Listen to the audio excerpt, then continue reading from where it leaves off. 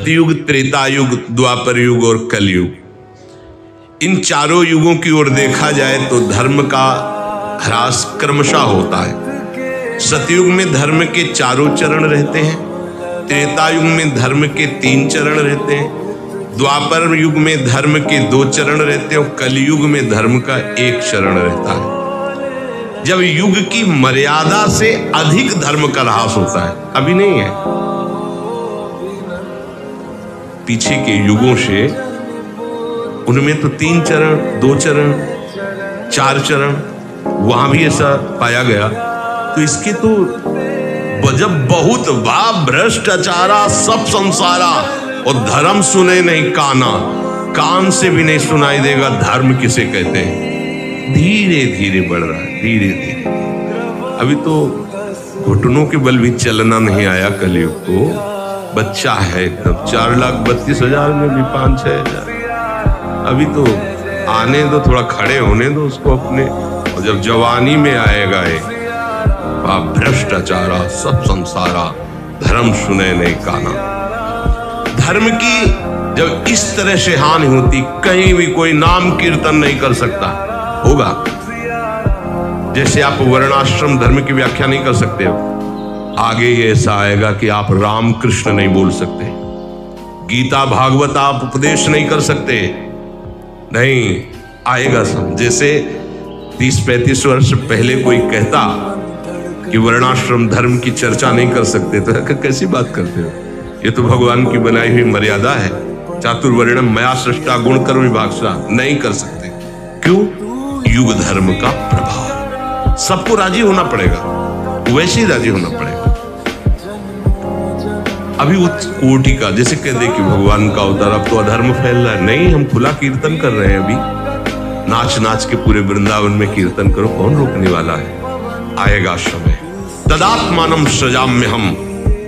जब देखते हैं भगवान, अब कहीं कोई, अभी तो भगवान के पार्षद ही इतने हैं कि भजन बल से मंगल कर रहे हैं, उपदेश से मंगल कर रहे हैं। भगवान के संत जन, एक से एक भगवान के प्रेमी महात्मा जन है। जब ऐसी बात रह जाएगी कि कोई भी धर्म की चर्चा करने के लिए, देखो बदलता चला जा रहा है। प्रारंभ में शास्त्र को सामने रख करके साक्षी करके बोला जाता था, वही जो शास्त्र में है। अपनी मनगढ़ंत एक भी बात नहीं बोल सकते आप, नहीं, अपराध माना जाता था कि सामने शास्त्र रखा, आप क्या बोल रहे हो। अगर कुछ बोल रहे हो तो आपकी तपस्या, आपके भजन का अनुभव हो और शास्त्र से प्रमाणित हो। अब उपदेश पे ये सिद्धांत नहीं लागू होता, जैसे चाहो वैसे। लोगों की भीड़ बढ़नी चाहिए, लोगों की तालियां बजनी चाहिए। ये सत्संग का फल नहीं है। ये क्या है? सत्संग का फल तो है कि सुनते ही तुम गंभीर हो जाओ, अंतर्मुख हो जाओ। ये तालियां बजाना कोई नेता का भाषण है, कोई कॉमेडी हो रही, भाई वाह, ऐसे नहीं। सुना, इसमें तो डूब गए और अपने आचरणों पर पूरा निरीक्षण परीक्षण करके शास्त्र प्रमाण के अनुसार चले। शास्त्र किसी के अनुकूल प्रतिकूल व्यवहार की चर्चा नहीं करता। शास्त्र धीरे से समतुलता में लाके भगवत स्वरूप में स्थित करने की बात करता है। हम वही बात करेंगे, वही पॉइंट लेंगे जिससे हमारी मनोकामना पूर्ण हो, हमारी बात बने। एकादश स्कंद की भागवत की कहां चर्चा होती है?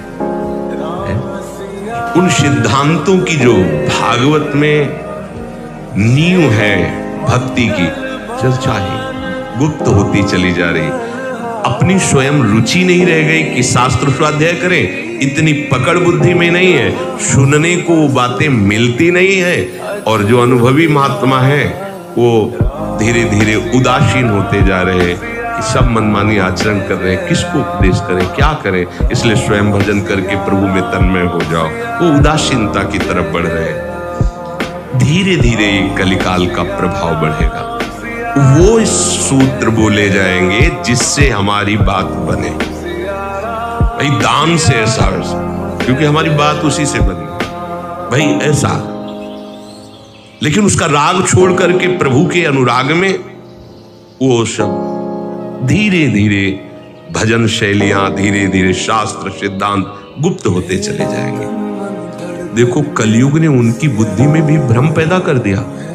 एक महात्मा समीक ऋषि समाधि में है और ये जाके मरा हुआ सर्प ऐसे डाल दे। ये अभद्र व्यवहार, संतों के साथ ऐसा नहीं, अभद्र व्यवहार है। पर बुद्धि कलयुग जब ऐसे महापुरुष की बदल सकता है, अपने लोग तो मच्छर हैं, उनके सामने क्या है। वो तो भगवान के निजी जन है, भगवान के भांजे हुए अभिमन्यु जी, सुभद्रा पुत्र अभिमन्यु और अभिमन्यु पुत्र परीक्षित, बिल्कुल नजदीक भगवान की। और वैसे भी भगवान के महान भागवत पांडव वंश में प्रकट हुए। भगवान ने गर्भस्थ शिशु की रक्षा की, भगवान ने ही जीवन दान दिया।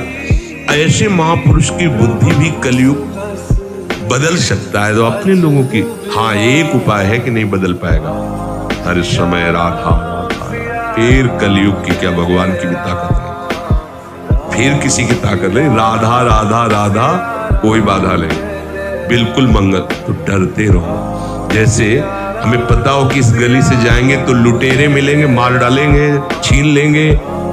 अच्छा ये बोलोगे तो वो नहीं मारेंगे, तो फिर आप वही बोलते चले जाओगे। संसार बहुत बड़े लुटेरों से भरा हुआ है, काम क्रोध लोभ मोह मद मत्सर पग पग पर। अगर राधा राधा बोलोगे तो कोई बाधा नहीं रहेगी, बस इसे पकड़े रहना, उठते बैठते चलते फिरते राधा राधा राधा राधा। अगर भगवद स्मरण चल रहा है, यश स्मरण मात्रेण जन्म संसार बंधनात् विमुच्यते नमस्तस्मै विष्णुवे प्रभु विष्णुवे। भगवान का स्मरण चल रहा है तो कभी भी कोई भी हमें हमारे मार्ग से भ्रमित नहीं कर सकता। स्मरण छूटा हानि हो गई, इसलिए नाम जप करते। ऐसे लोगों के पास बैठो मत जो आपका भजन छुड़वा दे, प्रपंच की बातें करे, निंदा स्तुति करे। यहाँ न कोई निंदा का पात्र है न कोई स्तुति का पात्र है, बात समझ लीजिए। यहाँ एक भगवान का ही खेल चल रहा है। कहीं त्रिगुणात्मिका माया के द्वारा ग्रसित बुद्धि से सब खेल हो रहे हैं, तो कहीं त्रिगुणातीत भाव में। अब अपने काहे को किसी की निंदा स्तुति करे। अरे भगवान का बगीचा है, कहीं बम्बूल का पेड़ कहीं आम का पेड़ है, तुम्हें जिसके नीचे बैठना छाया में बैठ जाओ, निंदा स्तुति काहे कर रहे हो। वो तो भगवान का ही तो बगीचा है संसार। तीनों गुण सतोगुण रजोगुण तमोगुण, कहीं तमोगुणी लीला हो रही, कहीं रजोगुणी कहीं सतोगुणी। ना किसी की प्रशंसा करनी, ना किसी की निंदा करनी। ना यहाँ कोई बुरा है, ना यहाँ कोई भला है, ना यहाँ कुछ सत है, ना यहाँ कुछ असत है। सच्ची बात समझो, एकमात्र प्रभु है। ये सत्य अपने लक्ष्य में रखो। किसी की निंदा स्तुति न सुनो न करो, ये बड़ी हानि की बात है। तात सुनहु माया कृत गुण दोष अनेक, गुणया उभय न देखी देखी शोभ। निरंतर ना काम बना लो, निकल चलो इस संसार की ज्वाला से। बस राधा राधा राधा राधा।